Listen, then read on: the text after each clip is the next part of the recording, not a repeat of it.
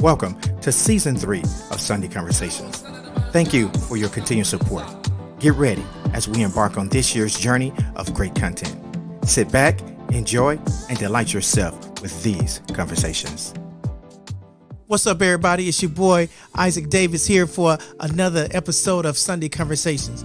Look, this week is part 2 of part 1 from last week.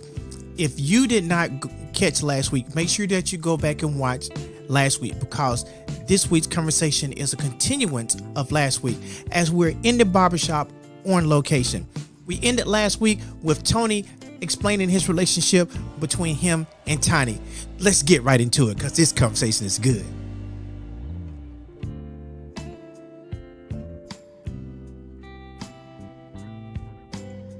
Yeah, good point, man. Good point. And you know me, I like to, rep the other side. And it's easy for me to do that when I look back at my relationship, because me, on the other hand, with my wife, while right now we have a wonderful relationship. We both see things in each other that we, didn't see in the beginning. But I'll speak for myself. It's because there was no 90-day period there. There was just a lot of faking the funk, a lot of putting the best foot forward. Let me present myself in this way. Let me make myself look like this. What do you want to see? Oh, cool, I could be that. Right. What do you want to feel? Oh, I can make you feel that. Just trying to check the boxes, like presenting the box and checking the box at the same time. Or if I'm going to say, okay, what do I think a man should look like? I'm going to be that guy. Yep. Instead of being myself. Instead of asking, what are your core values, or what do you think about relationship? What do you think about, how a couple should follow Christ? What do you think about discipleship? I think the 90-day rule is key. And of course, if I had it to do again, if I could go back, then I would definitely implement a 90-day rule. Yeah. Because I think that in a period of doing something like that, you can build something so awesome, man.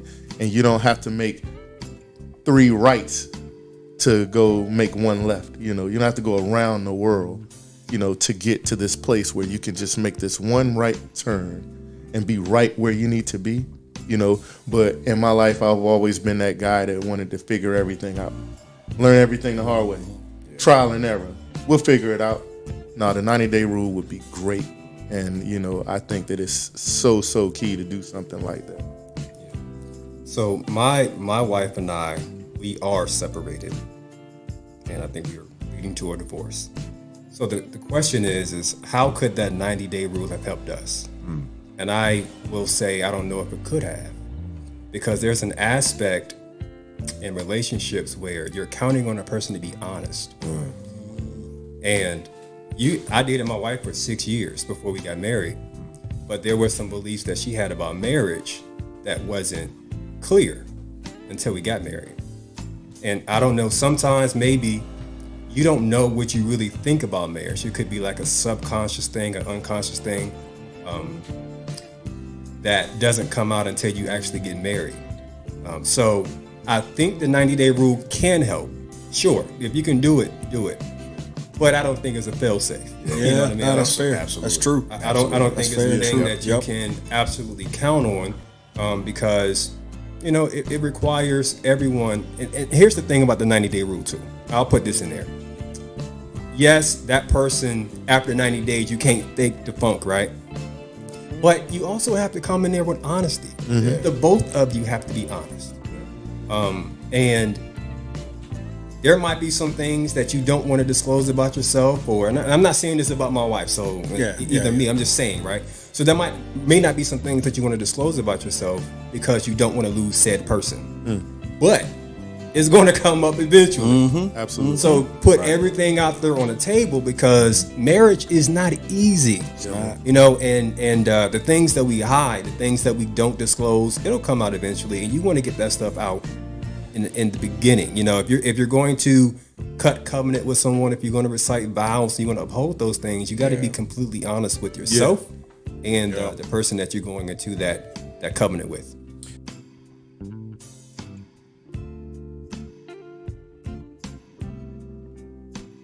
I think so, because man, let's just face it. We talk about the Black community, and I guess this is for all communities, but people have traumas, and some people, maybe from the communities that you come from, the family that you come from, everyone doesn't grow up with a dad, or everyone doesn't grow up with the other parent. So if you are able to pinpoint what those traumas are in the beginning of that, let's say within that 90 days, then you can get some help and be able to process through all of those things before you make that commitment. So yeah, in that regard, sure, if people are going to use that 90-day period as a self-discovery, right? It's not just about me discovering things about this other person. It's also self-discovery. Like I said earlier, is I might learn something about me within that 90 days. And it's like I didn't even know that was a belief of mine. I didn't know I thought that. Wow, yeah. So yeah, in that 90 days, something might come up. In our situation, I think that things would have manifested. I use that word that we could have dealt with early on, because once I heard somebody say it's kind of like changing a tire on a moving car. Like once you get married, man, it's that's a moving car, and then you trying to change a tire at the same time. It's like you got all of these responsibilities. And it's not to say that you can't do it. It takes a lot more effort.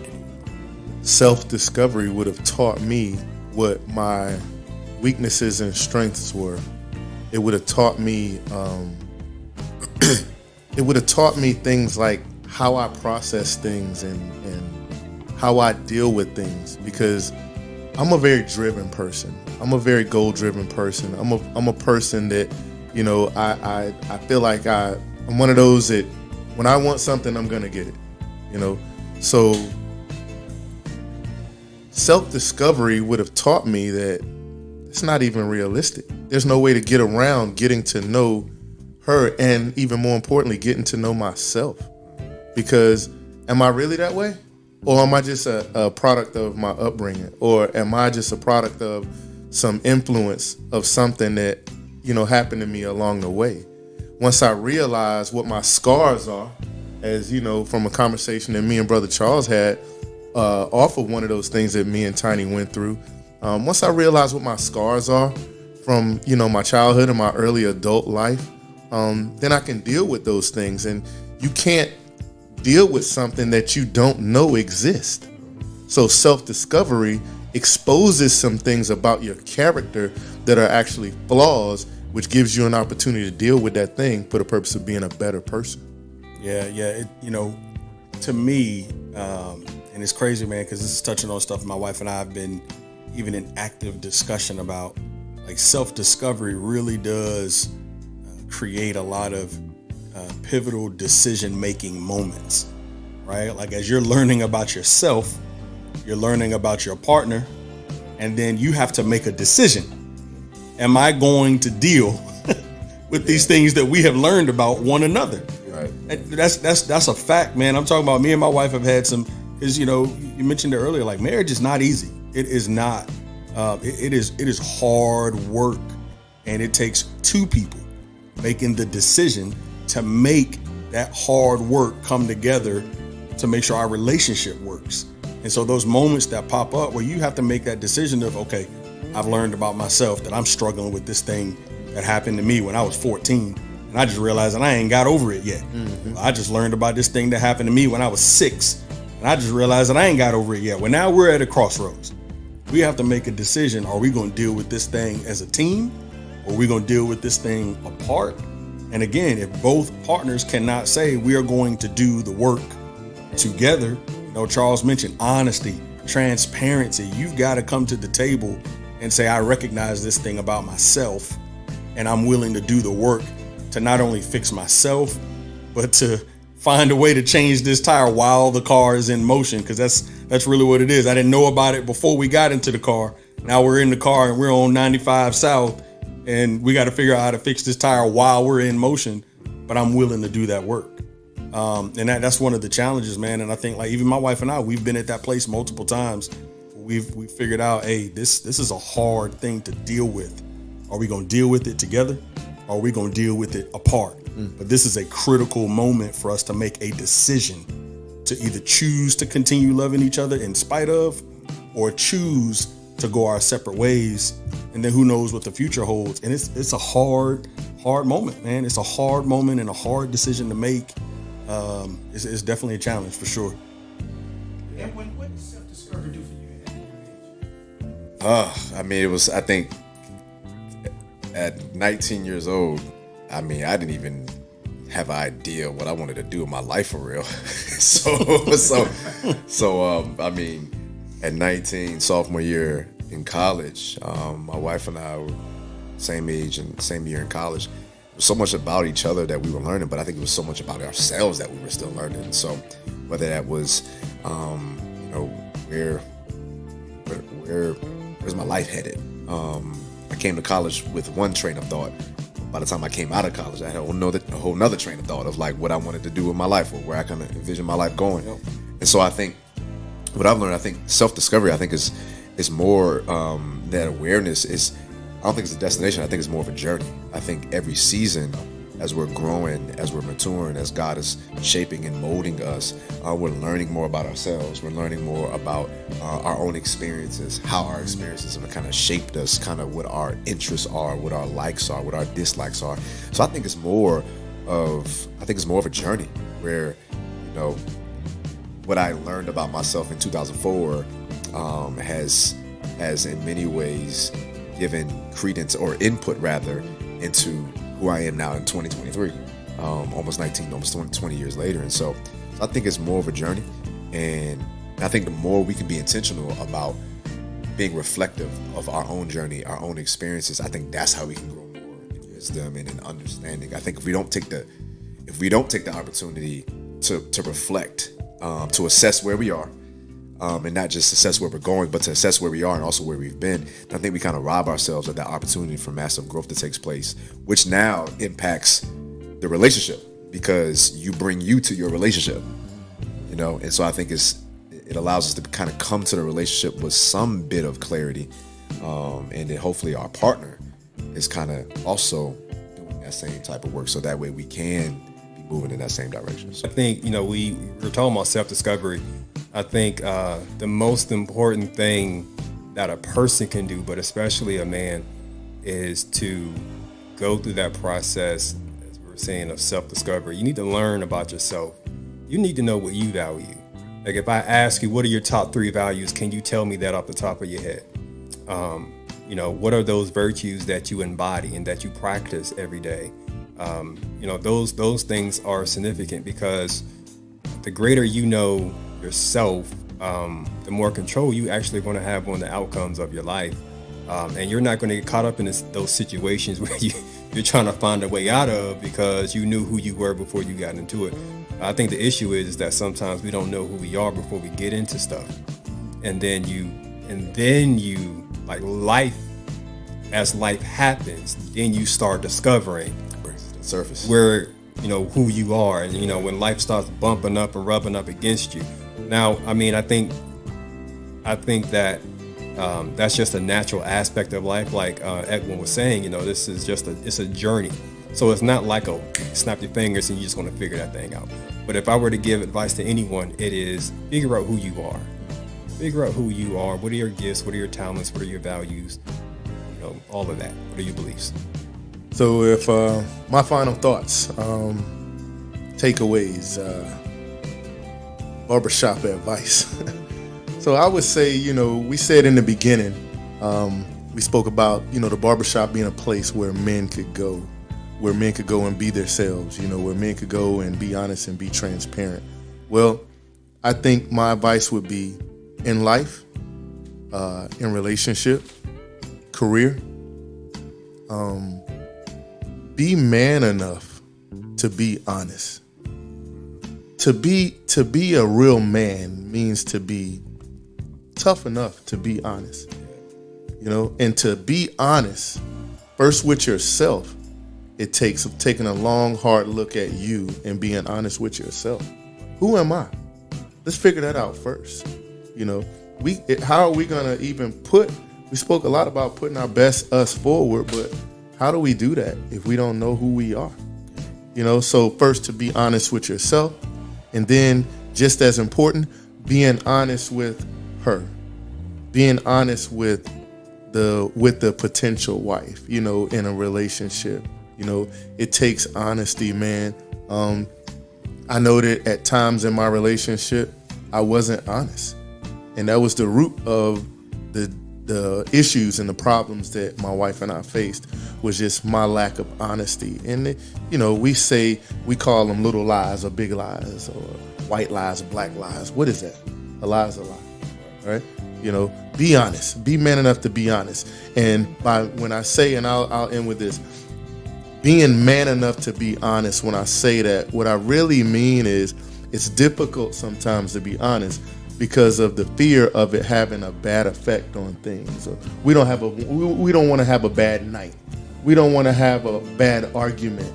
So we'll just avoid it, or we'll just lie about it to cover it up, instead of being man enough to face it, deal with it, do something about it, and then truly move on from it. So I think honesty is super important. Be a man. Yeah, we're talking about the subject of relationships and self-discovery, and Edwin mentioned that awareness piece, which I think is crucial. And so I'll close with encouraging everyone to be aware of how your personal journey impacts others, right? Be mindful that your individual journey, what you're going through, the effect that it will have on the people that you are connected to, whether it be friends, your significant other, your spouse, right? Your husband or your wife.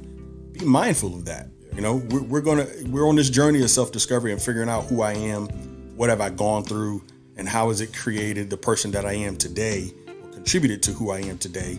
Be mindful of now, as you are unraveling those things, that will naturally affect the person that you are attached to. So if you grew up having a resentment for your father because your father wasn't there, and then now you're married to your husband, be mindful of how that resentment that you had for your absent father may be directed at your husband today. And how are you taking that out on him? And how is that making him feel in the relationship? It is so crucial for us to be mindful that our journey cannot, we cannot, marriage is we view it as the ball and chain, right? And so if you think about us being connected to each other, chained together, if we are going through a turbulent self-discovery journey, am I pulling my spouse with me on this turbulent path? Right. Right? And just letting them go with me along for this ride, instead of saying, hey, you know what? I should probably turn this corner a little bit faster. Let me push myself to grow and to get better in this area, so that my self-discovery does not become toxic or abusive to the person I'm attached to, because I have a lack of self-awareness in that moment. I'm telling y'all, man, marriage is difficult, and it is so important that as we're learning about ourselves, we have to consider the person that we said, hey, I'm doing life forever with you, because I have naturally now, if I'm going through something, you're going to be going through it with me. And if you care about me, you're going to be feeling this thing with me. And if to Charles's point earlier, if I'm not transparent, if I'm not being honest with you, then this journey is going to become abusive and toxic real fast, because I never let on, or I never made you aware of these things that I'm dealing with, because I decided to keep them to myself. And so I would just encourage anybody listening, man, be mindful and be aware of how your journey, your self-discovery is affecting or impacting the people that you are connected to. Yeah, that's good. I mean, just thinking about just everything we kind of been talking about, I think just if I'm thinking about something just that connects everything together, I think it really, what we're talking about is relationships, so whether it's the barber relationship, whether we're talking about dating, whether we're talking about friendships, I think relationships, what we're talking about is how vital and how crucial relationships are to our well-being. Whether that's I got a guy that I can be honest and raw and be transparent with, I can be vulnerable with, whether it's a person that I'm dating where we have similar values, whether it's a barber that I can go and I trust. I think we're talking about relationships. And I recently read a study where it talked about how Harvard has been doing a study for over 80 years where they were kind of asking over 700 people the same questions over the course of 80 years. Some people passed on, some people are still living, and they found that the common thread to what people were saying as it relates to happiness, that the key to what many people were saying was happiness was good relationships, like healthy relationships. And I thought about that. I was like, I think they're onto something, because our relationships. One pastor I heard said that your relationships can be the closest thing to heaven or the closest thing to hell on earth. You know what I'm saying? And so I think what that shows us is like, man, we want to be really wise about the type of relationships that we have, because they're adding value. I heard another person say that you don't go as far as your dream, you go as far as your team. And so it's like, what kind of relationships am I cultivating in my life? Friendships am I cultivating? Marriage am I cultivating? Family am I cultivating? And I think if we really kind of take a step back and try to gain wisdom as to building healthy, wholesome, holistic, not perfect. No relationship is perfect. I think they were, some relationships, there's always, are relationships hard or they're easy? I think whether they're hard or easy, they all require work, intentionality. I always like to say marriage is like a garden. And so, that garden can get real ugly if you don't pull weeds and put mulch down and things of that nature. So it requires some intentionality.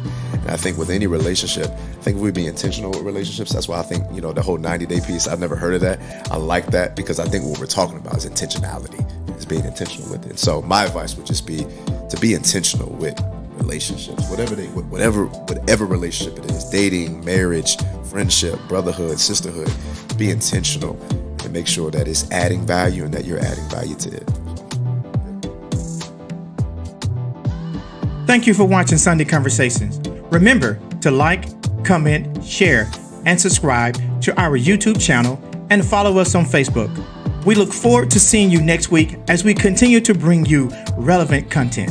Remember, God has a purpose and a plan for your life. Live life